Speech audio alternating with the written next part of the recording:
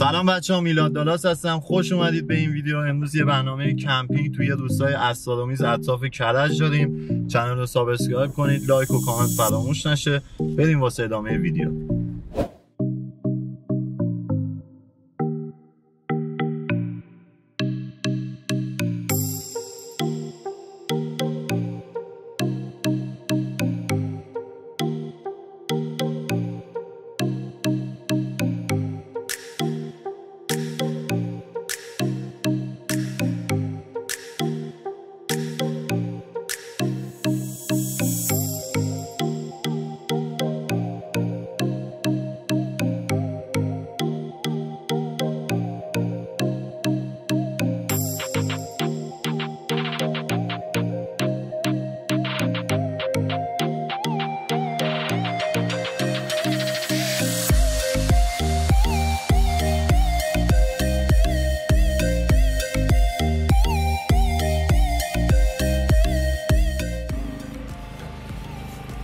بچه ما الان وسایل هم تو ماشین برداشتیم، داریم میریم به سمت لوکیشنی که میخوایم چادر رو بزنیم.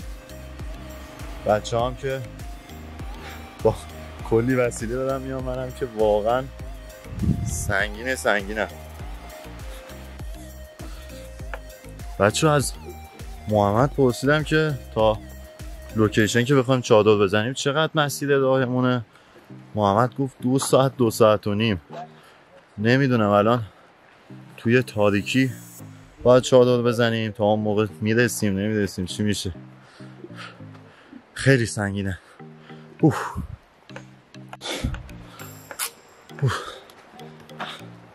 خیلی سخت. فعلا فکر کنم فقط 15 دقیقه است داریم پیاده روی میکنیم کوه تا 2 ساعت و نیم. امیدوارم که انرژی بمونه واسه ادامه فیلم. بچه هم که اون عقب با کلی وسیله 2 ساعت و نیمه دارم فقط گردو میچینن. بهشون میگم بریم که به شب نخوریم، گوش نمیکنن. نگاهش میکنیم. بچه ها بیایید بریم، بس دیگه. بچه ها از اینجای مسیر به بعد باید داخل آب حرکت کنیم. خشکی دیگه تموم شده، کلا دیگه مسیر اینجوری جوریه که نمیشه حرکت کرد. باید بیایم از تو آب حتما حرکت کنیم و فکر کنم تا اینجای مسیر ما از اون 2 ساعت و نیم تقریبی که گفتیم تا برسیم به لوکیشن چادر زدن 1 ساعت دیگه ما مسیر رو باید طی کنیم.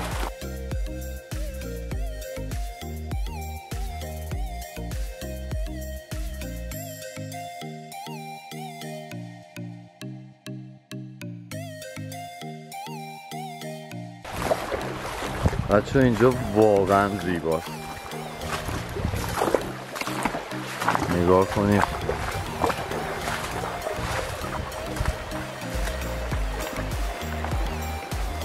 این طرف هم ببینید.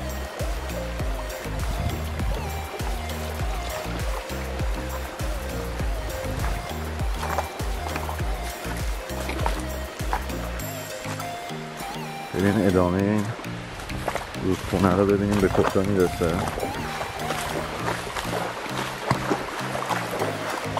اینجا ملک شخصی میشه.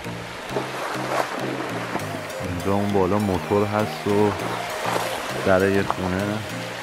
یالا فیلم برداری نکنیم یه وقت مزاحمت ایجاد نشه.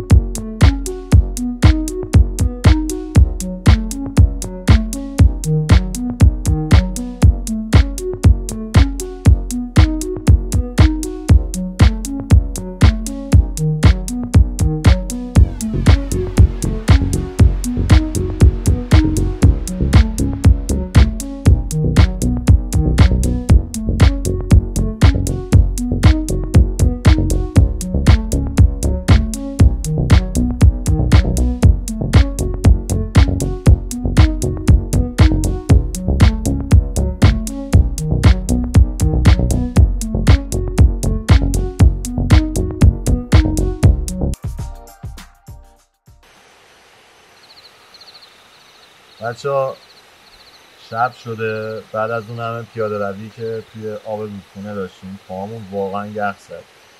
واقعا حس کردیم که یه آتیش دلچسب نیست، این نیازمونه. جاتونم خالی، داریم کباب میزنیم. امیدوارم تا الان از این ویدیو خوشتون اومده باشه. ادامه ویدیو رو حتما همراه ما باشید. بچه امیدوارم حالتون خوب باشه. ما شامو زدیم، تصمیم گرفتیم که یکم استراحت کنیم تا یه ذره هوا روشن بشه بتونیم ادامه ضبط ویدیوهامون رو بریم.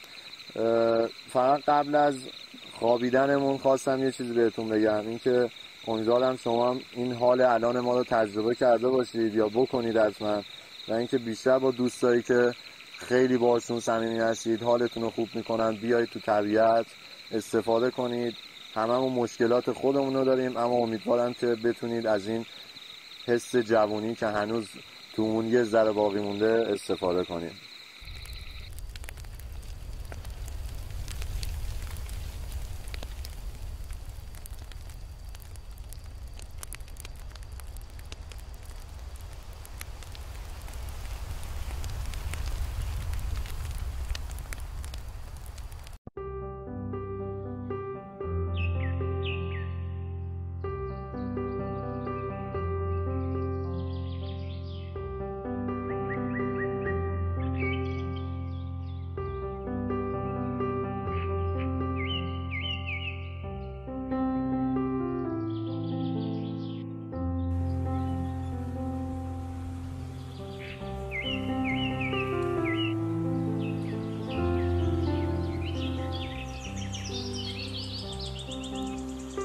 بچه من صبحونه رو خوردم، الان اومدم توی آب دارم قدم میزنم. جای همتون خالی، دیگه نمیخوایم زیاد اینجا بمونیم.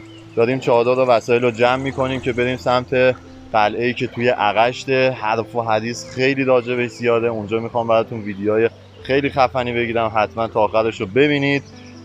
نظراتتون رو برای من کامنت کنید. اگه لایک نکردید این ویدیو حتما لایکش کنید. خیلی از بچه‌ها من دور افتادم، اومدم اصلا یه جایی که کلی پیاده روی کردم تو آب برم سمتشون. منم دیگه لباسامو باید عوض کنم که بریم سوار ماشین بشیم و بریم سمت قلعه اغشت.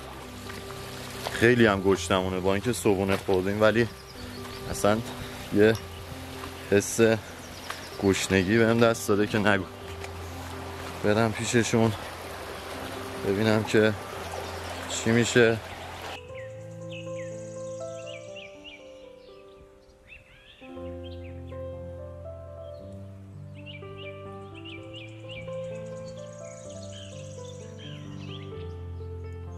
بچه ها قلعه رو ببینید، همون قلعه‌ایه که راجبش صحبت میکردم.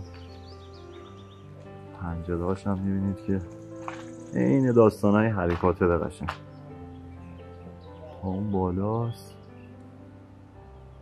همش هم از سنگ داخل رودخونه ساخته شده فکر میکنم. اینم داخلش رو میتونم براتون بگیرم.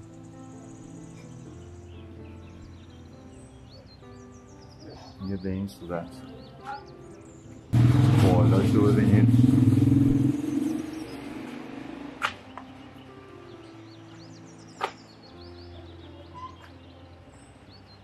خیلی بلنده. خب بچه امیدوارم که از این ویدیو هم خوشتون اومده باشه. رسیدیم به آخر ویدیو. اگه تجربه مشترکی دارید برای من حتما کامنت کنید و امیدوارم که لحظات خوشی رو داشته باشید. تا ویدیو بعدی میبینمت.